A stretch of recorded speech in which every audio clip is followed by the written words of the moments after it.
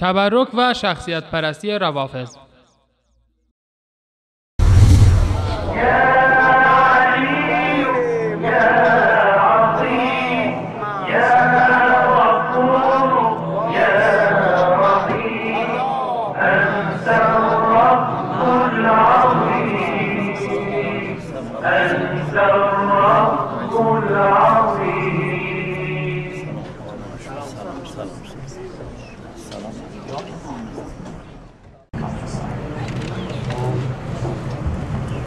به روح محترم به مولا علی علیه السلام صلوات خلق کنید. اللهم صل علی محمد و آل محمد. اللهم صل علی محمد و آل محمد.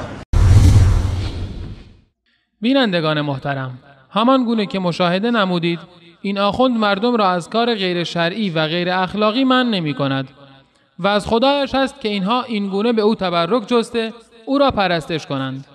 تبرک جستن روا نیست مگر از آنچه که الله متعال در آن برکت نهاده. الله متعال می‌فرماید: الا له الخلق والامر تبارك الله رب العالمین. آگاه باشید که آفرینش و فرمان از آن اوست. الله پروردگار جهانیان بزرگ و برتر و دارای خیرات فراوان است. شما را به خدا فرق اینها با کسانی که در این عکس مشاهده می کنید چیست؟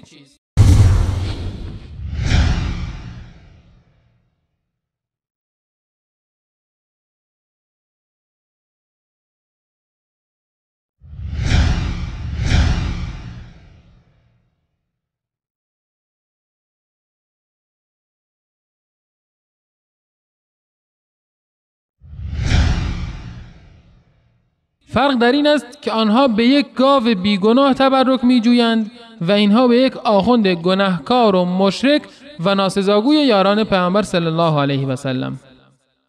فاعتبروا یا اولی الابصار. پس ای خردمندان پند بگیرید.